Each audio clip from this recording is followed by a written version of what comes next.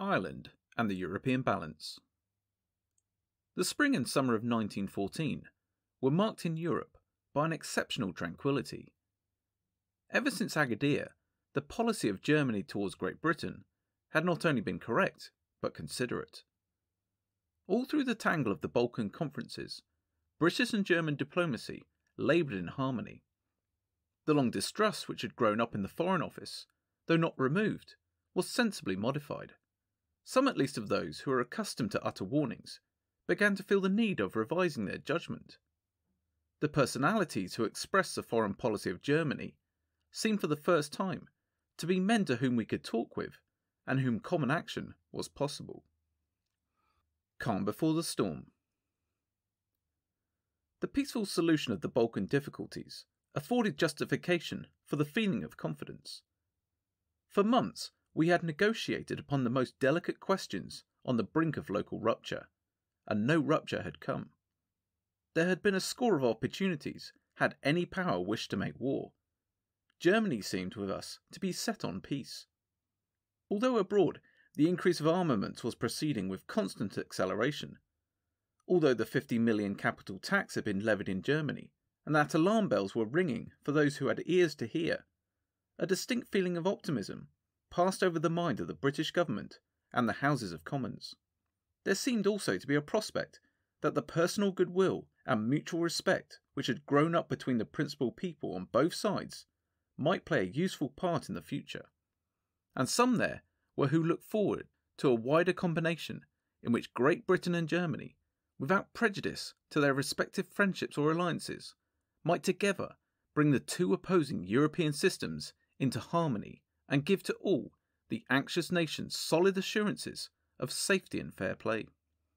Naval rivalry had at the moment ceased to be a cause of friction. We were proceeding inflexibly for the third year in succession with our series of programmes according to scale and declaration. Germany had made no further increases since the beginning of 1912. It was certain that we could not be overtaken as far as capital ships were concerned. British party strife and Irish feuds. The strange calm of the European situation contrasted with the rising fury of party conflict at home. The quarrel between Liberals and Conservatives had taken on much of that tense bitterness and hatred belonging to Irish affairs. As it became certain that the Home Rule Bill would pass into law under the machinery of the Parliament Act, the Protestant counties of Ulster openly developed their preparations for armed resistance. In this, they were supported and encouraged by the whole Conservative Party. The Irish nationalist leaders, Mr. Redmond, Mr. Dillon, Mr. Devlin and others, watched the increasing gravity of the situation in Ulster with apprehension. But there were elements behind those whose fierceness and whose violence were indescribable, and every step or gesture of moderation on the part of the Irish Parliamentary Party excited passionate anger. Between these difficulties, Mr. Asquith's government sought to thread their way.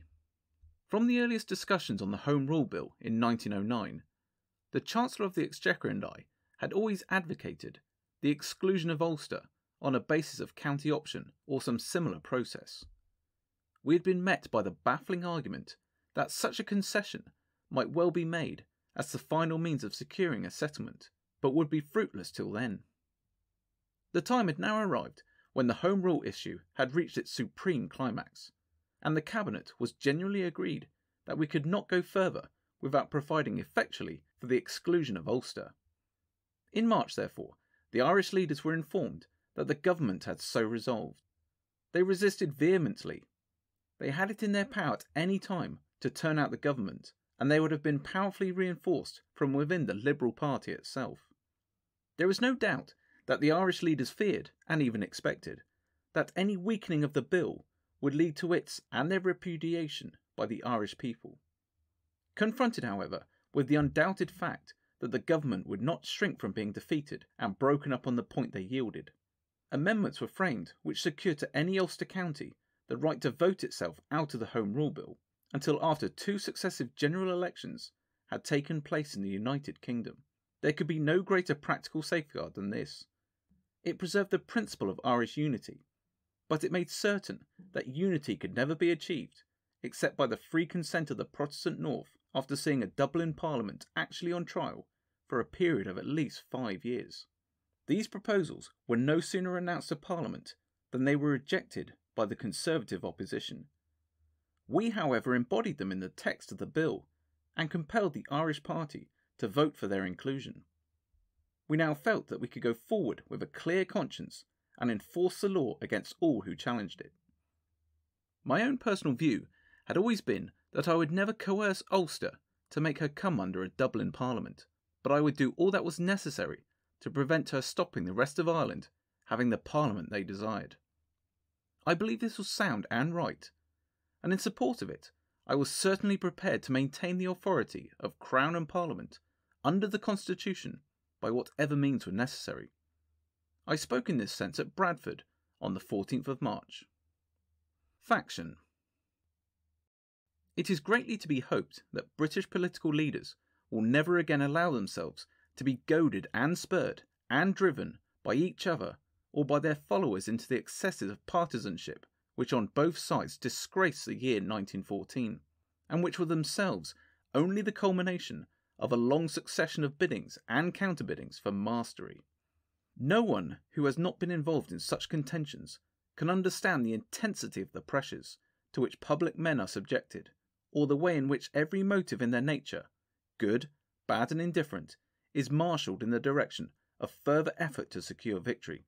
The vehemence with which great masses of men yield themselves to partisanship and follow the struggle as if it were a prize fight, their ardent enthusiasm, their glistening eyes, their swift anger, their distrust and contempt if they think they are to be balked of their prey, the sense of wrongs mutually interchanged, the extortion and enforcements of pledges, the infectious loyalties, the praise that waits on violence, the chilling disdain, the honest disappointment, the cries of treachery with which every proposal of compromise is hailed, the desire to keep good faith with those who follow, the sense of right being on one's side, the harsh unreasonable actions of opponents, all these acting and reacting reciprocally upon one another tend towards the perilous climax. To fall behind is to be a laggard or a weakling, not sincere, not courageous. To get in front of the crowd, if only to command them and to deflect them, prompts often very violent action. And at a certain stage, it is hardly possible to keep the contention within the limits of words or laws. Force, that final arbiter, that last soberer, may break upon the scene. The preparations of the Ulstermen continued. They declared their intention of setting up a provisional government. They continued to develop and train their forces. They imported arms unlawfully and even by violence. It need scarcely be said that the same kind of symptoms began to manifest themselves among the nationalists. Volunteers were enrolled by thousands, and efforts were made to procure arms. The Curragh episode. As all this peril grew, the small military posts in the north of Ireland, particularly those containing stores of arms, became a source of preoccupation to the War Office. So also did the position of the troops in Belfast. The Orangemen would never have harmed the royal forces. It was more than probable that the troops would fraternise with them, but the government saw themselves confronted with a complete overturn of their authority throughout North East Ulster.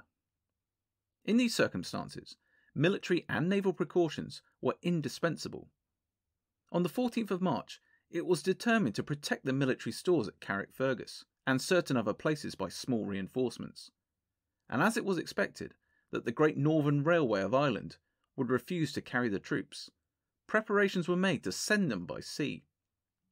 It was also decided to move a battle squadron and a flotilla from Arosa Bay, where they were cruising, to Lamlash, whence they could rapidly reach Belfast. It was thought that the popularity and influence of the Royal Navy might produce a peaceful solution, even if the army had failed. Beyond this, nothing was authorised, but the military commanders, seeing themselves confronted with what might well be the opening movements in a civil war, began to study plans of a much more serious character, on what was the inherently improbable assumption that the British troops would be forcibly resisted and fired upon by the Orange Army. These military measures, limited though they were, and the possible consequences that might follow them, produced the greatest distress among the officers of the army. And when on the 20th of March, the Commander-in-Chief in Ireland and other generals made sensational appeals to gatherings of officers at the Curragh to discharge the constitutional duty in all circumstances, they encountered very general refusals. Parliamentary fury. Such shocking events caused an explosion of unparalleled fury in Parliament and shook the state to its foundations. The Conservatives accused the government of having plotted the massacre of the Loyalists of Ulster, in which design they had been frustrated only by the patriotism of the army. The Liberals replied that the opposition was seeking to subvert the constitution by openly committing themselves to preparations for rebellion, and had seduced not the army but its officers from their allegiance by propaganda.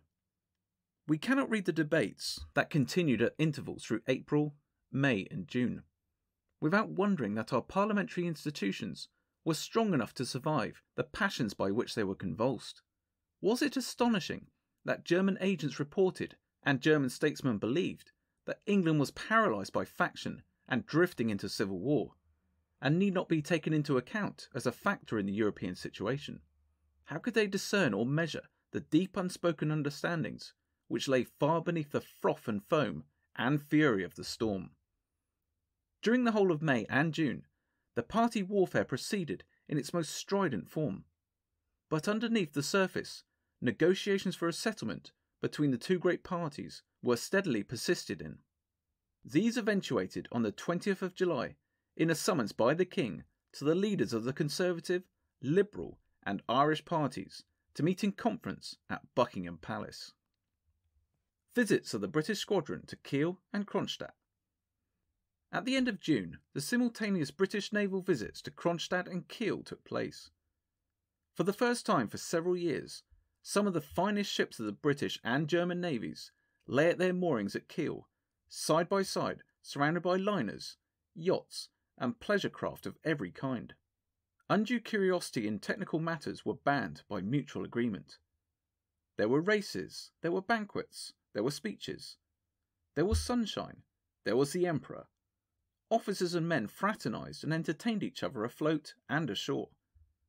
Together they strolled arm in arm through the hospitable town, or dined with all goodwill in mess and wardroom. Together they stood bareheaded at the funeral of a German officer killed in flying an English seaplane. In the middle of these festivities, on the 20th of June, arrived the news of the murder of the Archduke Franz Ferdinand at Sarajevo. The Emperor was out sailing when he received it. He came on shore in noticeable agitation, and that same evening, cancelling his other arrangements, quitted Kiel. Like many others, I often summon up in my memory the impression of those July days. The world on the verge of its catastrophe was very brilliant.